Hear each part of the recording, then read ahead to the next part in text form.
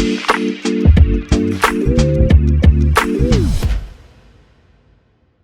right, hello, and welcome back to another episode of the Chase Thomas Podcast, where I'm still the aforementioned Chase Thomas, coming to you live from Knoxville, Tennessee, Everything School HQ, up there in Oak Ridge, Tennessee, home of the Wildcats. It's the Wildcat Will Warren himself. Will, good evening, sir. How are you? I'm doing well. The vibes are good. The weather is nice for the most part. And I'm just glad you got your... which is always exciting. I'm just glad you got your internet back. A Sunday return is insane. Of like, we'll be there at some point at the end of the weekend. I would be like, no, absolutely not. You're the nice. lovely thing about being an Xfinity customer. Not a sponsor. Yeah, thank God. Nor will it ever be. No. Lovely thing about being an Xfinity customer is I did all of that and then comes back on like 4 hours after it went off. And they gave me a call and they were like, sorry, that was just some scheduled maintenance. And I don't understand why you don't let people know ahead of time. Because, I mean, a lot of people work from home now. Is that a thing? Scheduled 4-hour outages? Is that something? I don't know. Usually it's like they're upgrading some sort of cabling or whatnot. But yeah, very annoying. The last time they did it was on a Sunday. And that was fine. Like, it's Sunday, I don't really need the internet. But, middle of the work week when I work from home, kind of useful. So, I don't know. It's like Fred Durst said, it was just one of those days. I could tell you, Will, if there were any number of musicians that I thought you would never quote on this very program, I think Fred Durst of Limp Bizkit would be near the top of my list. Like, Korn's up there for you. Don't take this as an endorsement. Yes. Hey. None of their songs are good. Who has not started a run with chocolate starfish, hot dog flavored water? Yeah, who hasn't started? The pinnacle of that moment is Pitchfork redoing their best songs of the 90s list for like the 50th time in my life and putting Freak on a Leash on there. It's a good song. I suppose by some measurement, but it's not purely nostalgic. And yeah, it honestly of that type of like butt rock, that's not bad. Like that's listenable, which is good. Remember my best friend growing up, he had a gigantic Korn tee that he wore in elementary school. And I remember it being like a weird thing where I always was like, because I grew up in a sheltered household, that I was like, whoa, what is that spoopy shirt you're wearing there? What's Korn? Why is that the one with the backwards R? Yes. Okay, yeah. I remember seeing those around. If you're listening to this, I would like for you to reply to me, because I made the mistake of like checking in on some of these songs recently. And you know how, I don't know if this happens to you, but on Spotify, I've noticed whenever I'll like listen to something and not like out of, excitement or whatever, I'm just curious to hear it, it will show up on those like mix playlists later. And so I've got one of my playlists because I was curious to see how these songs held up. And it's like Korn, Deftones, System of a Down, stuff like that. Not stuff I listened to. But I was like, well, I'm curious to hear if what I liked in 2005 is still good. So, reply to this with your favorite nu metal song. There you go. I feel like, what is Will Warren's most listened to band in the last 20 years? I'm going to say Death Cab. No. Ooh. Most listened to in the last year is T-Swift, but most listened to all time. I've got my Last FM pulled up, don't worry. There you go. Now that is a 2007 reference. Strictly bands, Animal Collective, Interesting. Yo La Tango, and The Beatles. Those would be the top three. Replacements number 4. Never would have guessed that. There's some other good ones on here. You got Bach, number 5 overall. Old Johann. Not Beck. Johann. No, not Beck. I'm okay with Beck. Beck's got some good albums. Mozart, very high up here. Okay. Big Mozart guy. Got to get some more on there, though. I'm trying to get into... I always have the phase where I'm like, oh, this is the year I'm finally getting into classical.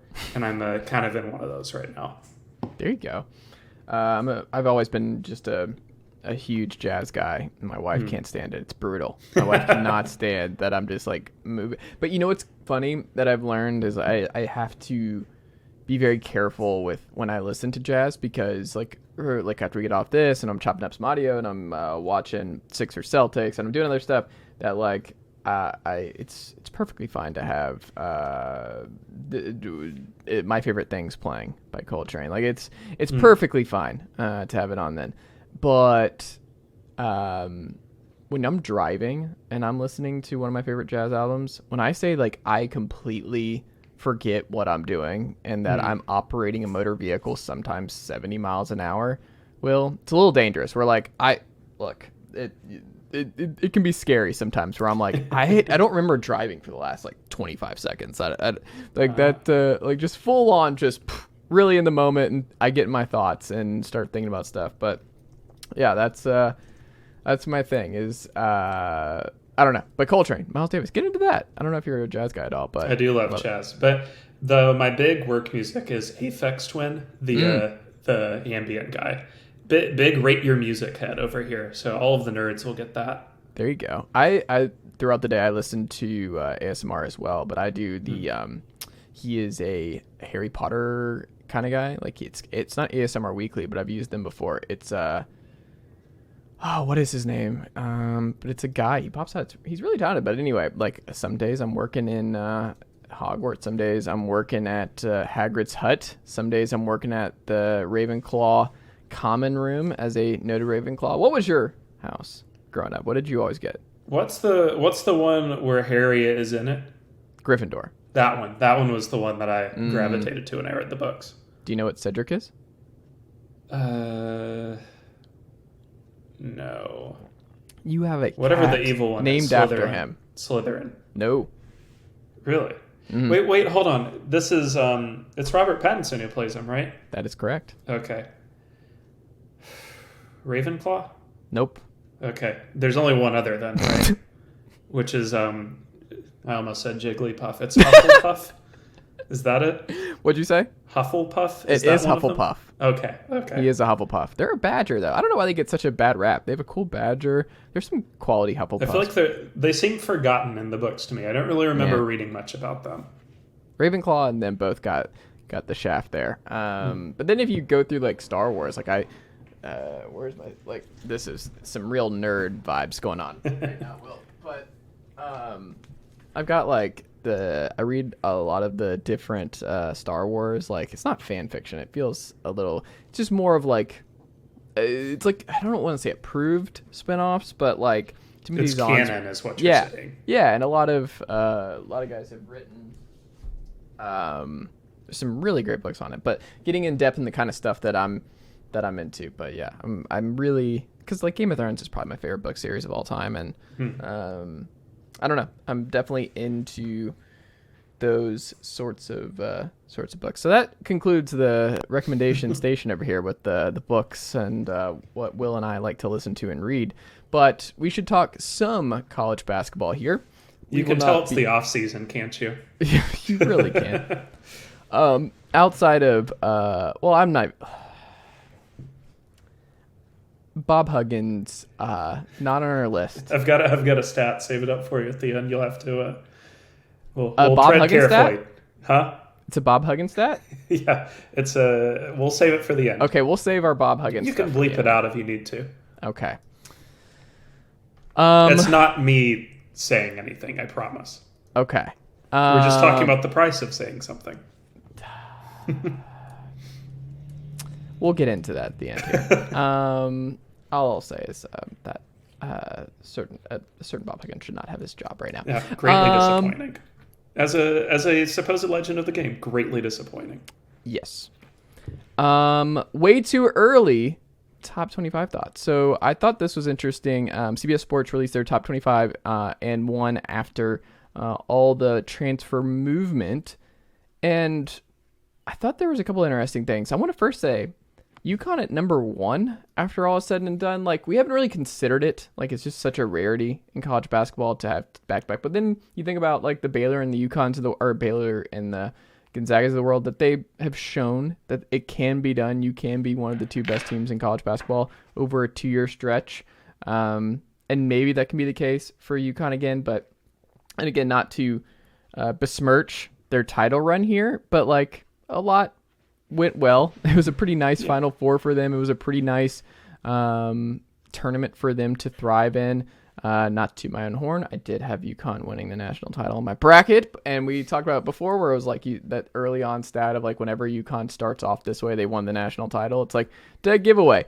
What they don't do is go back to back, really. It's not that kind of program. So I don't know. Do you see that as a viable possibility that they could be one of the two best teams in college basketball again next year? Or even like, or does this feel kind of like North Carolina from a season ago where North Carolina goes all the way and then everyone's pretty high on what North Carolina is going to look like this past year, put them at number 1 preseason, and then don't even make the tournament. Which side of the aisle do you fall on more with UConn next year? Definitely more of them being a legit top 2 team. I mean, I would say the difference between them and UNC is that UConn actually had a really good regular season. I mean, they had like the 3 to 4 weeks in January where they really swooned, but aside from that, they were a pretty consistent top 5 team the whole way. They got screwed a little bit on seeding too. I mean, arguably they should have been a 3. But that being said, I don't know that I'm definitely going to bet against them running it back and winning it again. You just have to have a lot of things go right to win 1. To do 2 in a row, and I mean, like, they're not going to be as dominant as they were this time out. To do 2 in a row would be a real shocking achievement. I mean, there's a reason we've only really seen one team do it in our lifetime. And, you know, they had, a starting lineup with 4 NBA players in it, Florida. UConn's got a lot of future talent on it, but, you know, you're going to lose Jordan Hawkins. You're going to lose a couple other key players, Sonogo, of course. I think that they are, again, going to be one of the 5 best teams. But running it back-to-back is going to be really hard. I think it's a great achievement if they made the Elite 8, they would be the first defending champion to do that since Florida. No defending champion has come past the Sweet 16 since then. That's 16 years. So if they made the Elite 8, that's a massive accomplishment. So, I mean, that's not like the sexy answer, but it's the truthful one. Like, you just have to have so much go right when you play in these tournaments. And, you know, they were a good... I don't know that they were really lucky this year. They just kind of steamrolled everybody. But you can't count on steamrolling everybody twice in a row. No, and I just think, again, not that it's their fault. They played the hand they're dealt, but this was a pretty... Like, the Blue Bloods were down by and large, and there was a lot. It wasn't like a season ago, and it wasn't just like... There wasn't what we said all year long. There wasn't really a great team. There wasn't really those dominant, just from beginning to end, like a lot of powerhouses at the top of the sport. This was pretty mercurial all season long. And I honestly think you're just going to see that same thing this next year. Do you? Yeah, toss out this top 25 and 1 for next year. Like, it's going to be be a mess. I mean, I'm not going to be surprised if for transparency here, 1 through 5 is UConn, Purdue, Marquette, Duke, FAU. I don't think it'd be a shock at all to see like 3 or even 4 of those 5 actually be top 5 teams. I would admittedly be a little surprised if FAU took another step up after already taking the big leap. That doesn't really happen often in college hoops. But the difference is less about that and more about, like, are any of these teams that much better than one another? Because so right now, I mean, you can't really tell a ton from projections in mid-May, but like right now, Kansas, their adjusted efficiency margin in Torvik's preseason projections is plus 24.5. That would have been like barely a top 5 team this past season. So that's kind of what we're looking at is, you know, will a team pop off and really stand out? Like, sure, I wouldn't be shocked to see Purdue do basically the same thing they already did. Definitely wouldn't be surprised to see Duke perform really well. Same with UConn, same with Marquette. But I think it's going to be another season where you see a lot of teams just sort of interchangeably at the top. There's no clear standout.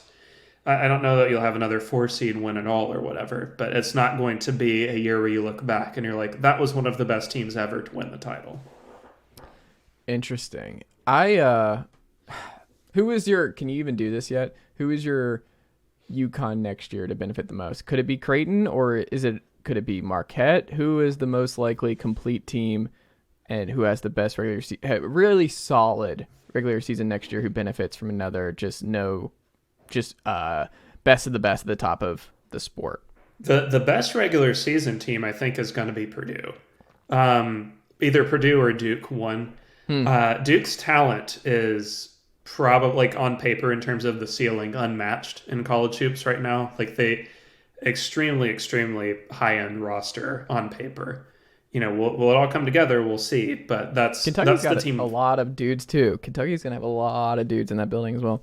They've got a lot of dudes, but it's very inexperienced. Whereas Duke's got a hair more experience and that talent, which is critical. But Duke's probably got the highest ceiling. Purdue feels quite safe to do really well. But it's going to be a thing of you. I mean, you really could get to Selection Sunday 10 months from now and say, like, wait, Purdue's a 1 seed again? And, they went like 14-6 in the Big Ten or whatever. You're like, well, okay, I guess. And that's kind of like the thing you're looking at. I mean, obviously this could all look really stupid come November, but I mean, none of these rosters really stand out that far from the other right now. My man John Fendler put it really aptly on Twitter, where mid-major and high-major teams are kind of trading talent at a pace they've never done before. And like, people are really afraid of mid-majors losing it all to high-major schools. But all that's doing really is taking mid-major athleticism and putting it on Big 12 and SEC and Big East and ACC rosters. When you get to March, those teams like, hey, we already played against those dudes and they're in a different uniform. That doesn't really scare us like a Duke would, for example. That's fair. Will, SEC team, I have this for you. I wanted to pick your brain on this one.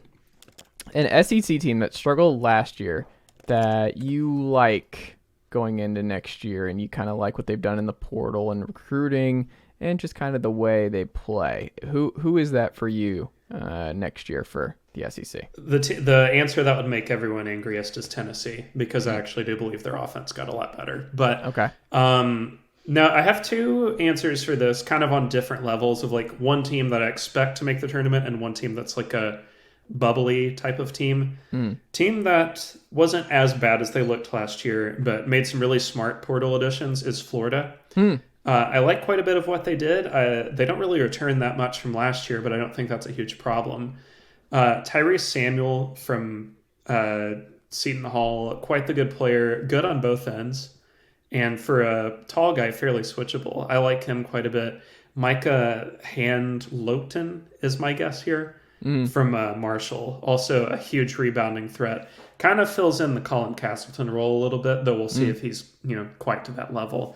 And the big one for me was Walter Clayton from Iona. I was shocked that he did not go to St. John's with Patino. I genuinely thought that was going to happen. And that's huge because he was pretty easily Iona's best perimeter defender last year, as well as their best scorer.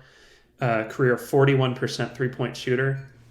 I mean, most of what they did looks really smart. They're kind of the poster child for the theory of mid-major talent being traded for high majors. Like, Florida, if you looked at their recruiting on paper talent, has like a bottom 3 roster in the SEC. But they have a very proven college basketball roster with guys who have gone and done it. They've done smart transfer moves, and they've got a couple key starters back from last year's team. I you think they're a tournament team? Yeah, I think they'll be low-end top 25. Interesting. I think that they are very steadily, like, they'll have a high floor and a very low ceiling of like they're going to very, very firmly be like the 22nd best team, which is totally fine given where they've been. So that's like a step up. Other team I'm looking at as taking a big step forward is LSU. I like a lot of what LSU did in the portal. Oak Ridge's own. Yeah, Oak Ridge's own. McMahon. Jalen Cook from Tulane, one of my favorite players in the portal. Will Baker from Nevada, the 7-footer. I don't know. I just like a lot of what they did. I forgot about them getting Jordan Wright from Vandy, by the way. That's a sneaky good ad. And I don't think he'll have to create as much there as he did at Vandy, which will be good for him. I don't know. I liked a lot of what they did. I think McMahon didn't forget to coach overnight. I know like last year was quite bad, but they're going to have more high major starter level players on this roster than I think they did last year, where it was more or less just KJ Williams. So I feel pretty good about those two taking a step forward. Who do you think's better, LSU or Florida? Florida. Florida's got the higher... The interesting thing is I think LSU has the higher ceiling if it all came together. and not in a way of like they'd be, dramatically better than Florida, but they have the potential to be like a top 20, maybe even top 15 team if everything went right in a way that Florida probably doesn't. But Florida's floor is a lot higher than LSU's. Can I tee you up here for a second? Yes. A lot of Georgia fans are pretty excited about what Mike White's done in the portal. A lot of Georgia fans feel like Georgia's on the up and up. Do you share that optimism?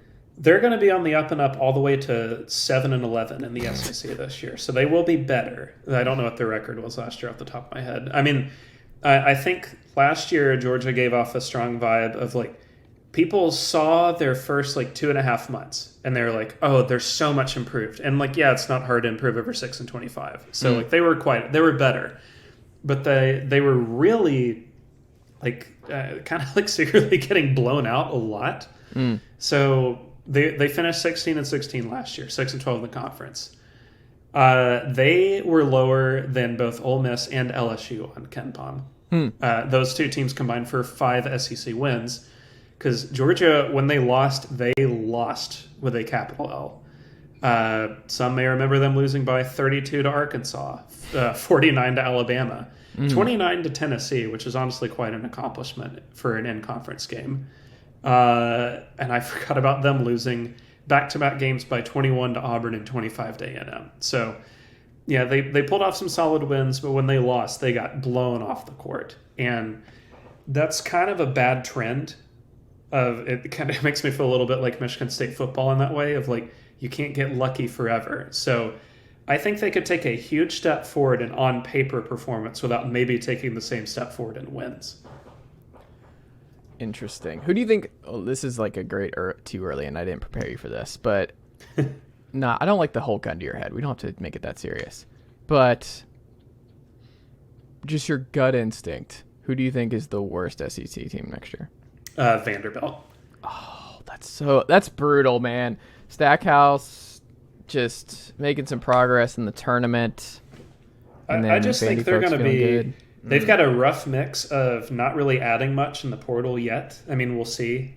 And I guess I don't know if the whole NBA coaching situation is resolved yet or not. We'll monitor that. It probably is. I think he's coming back. But I mean, the Raptors job is open, and he was their G League coach. Yeah, that's the thing. It's still not close. So it just seems like he's the third choice or whatever. So we'll see. Crazy things have happened. Yeah. But, I mean, you look at the roster, they have one junior or senior on the entire roster, which is not like an outright, this won't work type of deal, but he hasn't recruited well enough to cover up for that in terms of, like, high-end classes. Like, they've got a couple 4-stars on the roster, but you're competing in the SEC. You need more than a couple 4-stars on your roster. And it's hard to point out who would be the big riser, though somebody is required to score points. But, on paper, I think they're going to be the top contender for last. I guess South Carolina would be next closest, but even then, I don't think it's that close of a battle. Interesting. Speaking of not close battles, Will Warren, Hunter Dickinson ends up at Kansas. Kansas is going to be a top 10 team next year. You're obviously someone who has watched a lot of Hunter Dickinson in your college basketball watching, in your Michigan fandom. And one of the things I think is interesting, because a lot of people got up in arms about what he said about, like, with people do this for their job, you would move too for more money, whatever. So NIL was influenced into why I made this decision. I still think way too much has been made about that, where it's like he ended up at Kansas, folks. Have you heard of Kansas? Have you heard about this? Have you heard about them? It's not like he took a big NIL package to Arizona State. Then you're like, that's an NIL move. No, he picked somewhere where they put a lot of dudes in the league, and they win a lot of titles, and they're Kansas. Kansas Jayhawks are pretty good. That being said, one of the things that I want to get your perspective on this, Will, because I think what's being left out here is when guys are entering the portal or guys are moving on, Michigan is not exactly one of those schools that's lacking in NIL. They're not struggling in the NIL department. Juwan Howard and that administration, I don't think that is what's holding Michigan back, and I don't think that's why they had a really rough season this past year. I think if he was a priority to retaining, they would have retained Hunter Dickinson. Like, if that was something that we're like, because the seat's getting a little warm for Juwan Howard. Like, this was, like, you've got to win more. Like, there is an expectation of being better than what they've been the last 2 years. I look at it, and I'm like, I don't know if it's that great. So when people get really excited about stuff like this, I'm like, I go the other way where I'm like, are you sure it's a good sign that Michigan was like perfectly fine being like, yeah, we would rather move our dollars or invest differently than another year of the Hunter Dickinson conversation? And I mean, he's not going to say that. That makes no sense for him to say that. But there are two sides to this, and I think people who are reacting to the Hunter Dickinson perspective, I'm like, I look at it the other way where I'm like, usually when guys are doing that, I'm wondering why were they so okay moving on, especially in a situation like Michigan where they really need to be really good next year, and they were like, we're good with Hunter going somewhere else. What do you think? Is that a fair characterization of all that? More or less. I don't think that he was obviously going to be like a net negative for Michigan. I think it would have been nice for him to come back. But that being said, I think there are some, I mean, definitely among fans, like, MGO blog and whatnot, and maybe in the administration, there's growing frustration about how infrequently you saw capital H Hunter, where in terms of like how frequently he would show up for like games. I mean, there were a few times last season, and not against like high-end competition, really, like against your, and not to say that they were bad, but against like your Illinois of the world. It's not like Illinois was very good last year, where Hunter Dickinson just got demolished in the post. Like, could not defend to save his life. Clearly could not, get going against certain teams. Like, I mean, it's not as if they're a very tall team, and he was awful against Penn State. Like, both games, very bad. People remember him hitting the shot against Wisconsin to send that game to overtime and later win, but I mean, he played well at times over the course of the season, but his motivation definitely waned, and I wonder if that was a factor. But the other aspect of it is I like Hunter Dickinson a lot, and I think he's a tremendous college player. But the reason he hasn't gotten an NBA chance, despite being a center that can actually shoot threes quite well, is that he is a horrendous defender, especially one-on-one. I'm wondering how, if at all, Bill Self plans on masking that, because Hunter Dickinson is not a terrible rim protector, but he's not a great one, and he's not fast enough in space to recover on ball screens.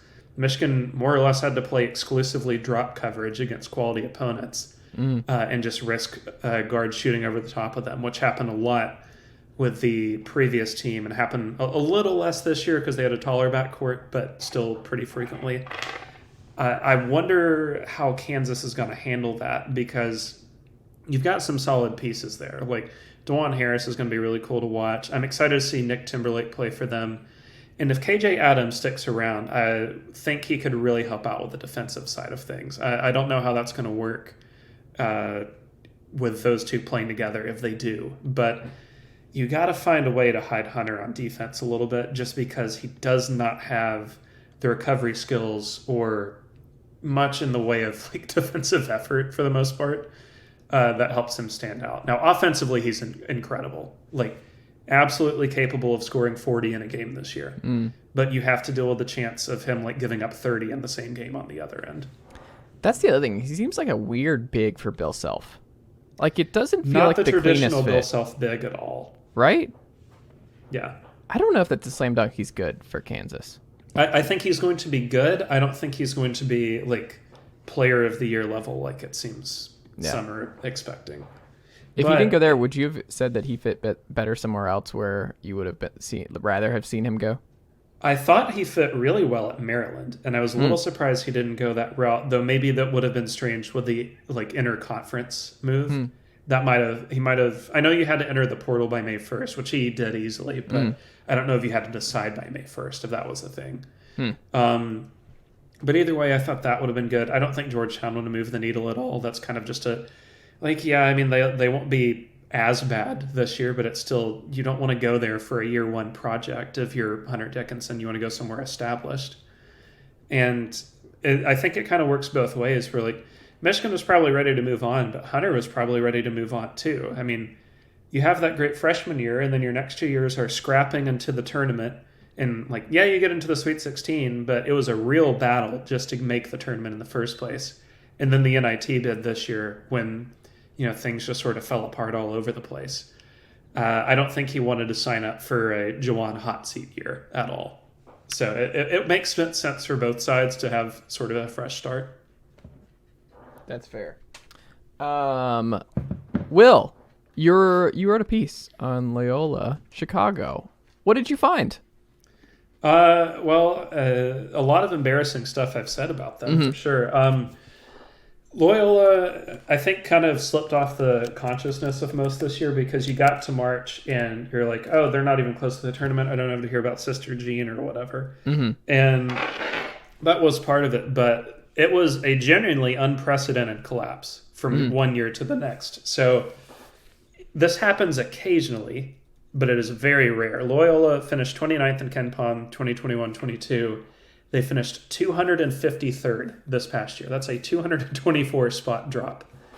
And they were projected top 60, so it's not like they were expected to be this bad. It completely just shook the bottom out overnight. And what happened was they more or less ran the same offense, had some tweaks in there and whatnot, and created good shots, but they lost a lot of talent from the previous year's team that was a 10 seed to the next level or to graduation.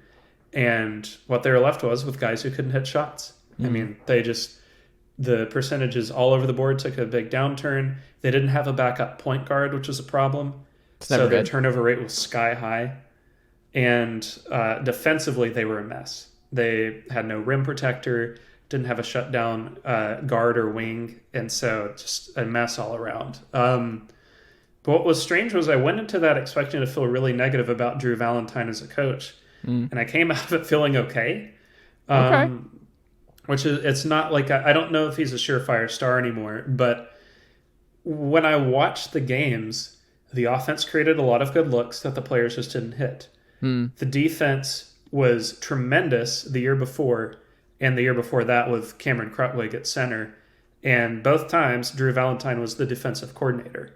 And I don't think he forgot how to coach defense overnight. He just didn't have the right personnel to run what they normally run.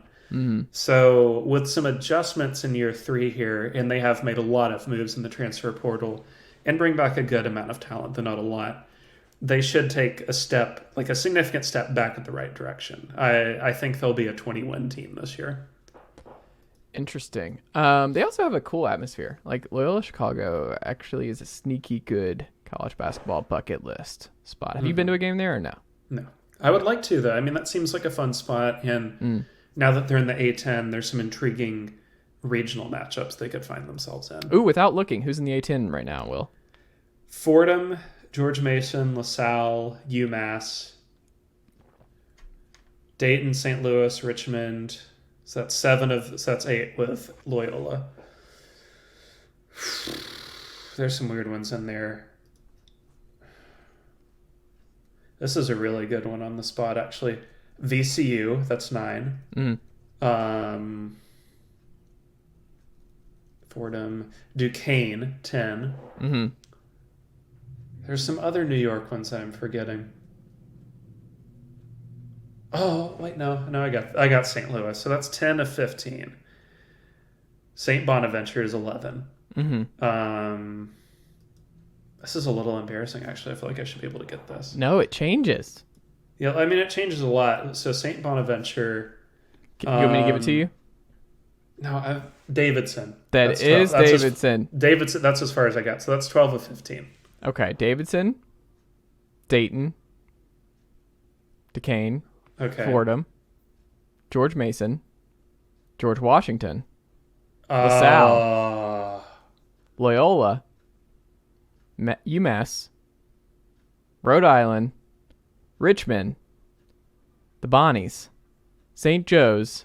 That was the other one. St. Louis, and VCU. So I miss George Washington and St. Joe's, which I'm thinking is at least a little fair. It's not as if either's really been on the national map lately. And they got rid of our guy, Jamion. Like, they've been out for us since they moved on from Jamion a couple years ago now. Deep dive. I want to do this every week here, Will. A deep dive from a good story from last year. And Kennesaw State, I think, makes the list here. Obviously, new coach in the fold for next year. Their coach goes on to South Florida, right? Isn't that where he... Okay. Moves on quickly. There were some rumblings like, does he just move up basically to Georgia Tech? That job opened up. There was kind of a natural fit, but he moves on to South Florida. But how did they make the tournament when you go back through last year's magical first time ever run by the Owls, and can they replicate it? Can what they did last year be replicated in I shouldn't say the G5. What am I thinking of? Not G5. What's the G5 equivalent in college basketball? Mid-majors. Mid-major. Yeah. Why I'm like blanking on mid-major. I was like, why am I blanking on mid-major? Mid-major, can it be replicated by anyone next year? Well, I'll think on the replication aspect. But so last year's Kennesaw team, it was a slow build, right? So you take over in the year before COVID, 2019-2020, they go 1-28. Horrible first year, right? Like about as bad as you can do. They shot worse than anybody in the country at both 2s and 3s. They finished the year shooting 24% from 3, which is astounding. But they just kept at it, like slow incline. 5-19 the next year, 13-18 last year. And then obviously this year they took off. The keys were returned quite a bit of talent from that team, second highest minutes continuity from year to year. Very experienced team. Not very tall, but what that allowed them to do is play pretty fast and very aggressive defensively. They forced a lot of turnovers, protected the boards quite well. And the crucial aspect for a team like this that needs that extra step, they did get lucky in tight games. Like they won 11-4 in games decided by 6 or less, which, I mean, there's nothing sustainable about that. That's just good luck. But they deserved it. And even if you had narrowed that down a little bit, that's still a 20-plus win season. So the way they could come out over the top in these games, you have the turnovers, which is one thing, but they had guards who were reliably really good at getting to the rim. Terrell Burden, in particular, phenomenal at that. And they were once again tremendous at hitting threes, 36th in the nation. And I don't know that we knew early on just how improved or how good they were, because they had some decent results against teams of note. Like they only lost by 10 to Florida, only lost by 3 to VCU. But they also had some pretty rough losses. Like they lost by 24 to Campbell in non-conference, lost by 3 to North Florida, which is not good. But then once the calendar turned to January and they started ASUN play, they just took off. I mean, they went 15-3, beat Liberty in a home game, and then beat Liberty in the ASUN tournament. Came up awfully close against Xavier, so close. And that was a fun game, though. That was one of the better games in the tournament, honestly. But the what changed, I thought, was they simply became a lot better at running their offensive system. That's a key thing of like continuity, I think, is when you have all those dudes come back, and it's not necessarily taking a huge leap, but just being more comfortable with what you run and having more confidence in the sets you put out on the floor. But the changes were the defense. I mean, so much more aggressive than years prior, so much better at making teams uncomfortable. I mean, we saw it in that tournament. It wasn't as if Xavier faced like bad defenses this season, right? Like the Big East had some pretty solid ones. But Kennesaw made them really uncomfortable for large stretches of that game. And, I mean, Xavier pulled it out, credit to him, but it wasn't easy by any stretch. I mean, Kennesaw played them a lot harder and a lot tougher than the round of 32 opponent Pitt did. Do you think they're just as good next year, or do you think they're a tournament team or no? They're going to take a huge step back, unfortunately. They lose most of this roster. I think a guy or two transferred to USF, though not much. I think they only return one starter from this past season. They will take a big step back, but it's one of those things where it's worth taking the step back because of how you went forward in the first place. The pain is momentary, but the joy of that'll last a long time. And I'm excited to see what Amir does at USF. That's a job that I felt like is maybe not a true sleeping giant, but has deserved better results for a long time than it's gotten. And I want to see if he could be the guy to take them to that next level of, I don't think they're going to be amazing, but if you're literally in Tampa, Florida, if you can't make the tournament more than once every 20 years, you need to fold the program. Mm-hmm. You have talent upon talent upon talent to just fall into your lap. And it's beyond time somebody takes advantage of that. They approved a new football stadium, $22 million. And you got our guy Alex Golish, longtime Heupel. I almost asked if their coach was still the guy named Jeff. Oh, no, this was his last year, Jeff Scott. He got fired. I haven't thought about USF football in a very long time. Not since Matt Grothy? Quentin Flowers? Yeah, Flowers, that guy. That guy was good. He was really good. 2017, I guess. Yeah. Matt Grothy, though, look at the visor game back in the day. Matt Grothy was a fun college quarterback when I was in high school, I guess. The Jim Leavitt teams were... that was a Jim Leavitt team. Yeah. I have a fond memory of watching them play Rutgers as number 2. I wonder where they go. UCF moves up to the Big 12. I wonder if USF is on course for maybe a bigger jump in the next couple of years. I don't know. FAU right there. A lot of talent and a lot of competition in that area as well. Will, final thing here. Stats that have caught your eye that I'm terrified to ask you based on the beginning of this very podcast, sir. I'll give you a real one and then you can bleep out the fake one. Okay. So Bart Torvik's got this the stat called transfer points, and it's just an estimated value of what you've added to your roster via the portal. Without looking, can you guess who is number 1 in transfer points this offseason? Transfer points. Yeah, so most value added via the portal. Gonzaga? No, not... They're high up there. They're top 10, but not number 1. St. John's? No, one more guess. This team is west of Tennessee. Oh, Arkansas? No, it is Cal. Cal? I didn't want to say West Coast because it would have given it away, I thought. Cal, number 1 in the nation in production added via the portal. So good for our guy, Mark Madsen. Mark Madsen is a terrific coach. You're all in. You're going to be... Oh, man, I can already see the text from Stats by Will over here. The first time he plays Bobby Hurley is my Super Bowl. Oh, my God. It will be... It's a national holiday in this household. You're going to be grinding the Cal Golden Bear tape at 11 p.m. East Coast time. That's assuming I can even watch their games on the Pac-12 network. Not real as far as I'm concerned. They might be on Amazon Prime by then. Who knows? Oh, that actually might be an improvement because I can watch those.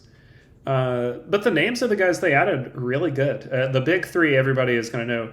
Fardaws Aimaq from Texas Tech via Utah Valley, where he was with Madsen the first time. But also Jalen Tyson from Texas Tech, who's a tremendous defensive piece this year and really good in somewhat limited minutes. And former recruiting standout Jalen Cone, who ended up at Northern Arizona. Really interested to see how he works out at a high major level. He averaged 18 a game at Northern Arizona last year. Really good at hunting his own shot and honestly built like a high major guard. So I'm excited to see that roster come together. John Fendler, again, another name drop, had a spreadsheet he put on his Twitter a week ago. In his biggest year-over-year jumps in Torvik ranking, if it held to November 7th or whenever they'll start the season. Cal has jumped 195 spots from their end-of-season ranking this past year. So that's going, 265 to 70 is going from all-time horrendous to just competent. But that's a huge leap. If you're just competent, that's something. I like it. All right, Will. Well, can we save this? I don't want to edit this. I don't want to chop this. I'll tell you off air. Okay, perfect. Well, go subscribe to statsbywill.substack.com. I feel bad for the listeners who waited for that, but subscribe to our Patreon for the band stats over there, or just subscribe to statsbywill.substack.com and email them, and maybe you can get an answer there. But all kinds of great off-season college basketball content over on Will's Substack. So go subscribe today if you have not already. Will, thank you as always, my friend, and I will talk to you next week. Thanks for having me on. Well done, nephew. Chase Thomas Podcast. Hell yeah. Peace.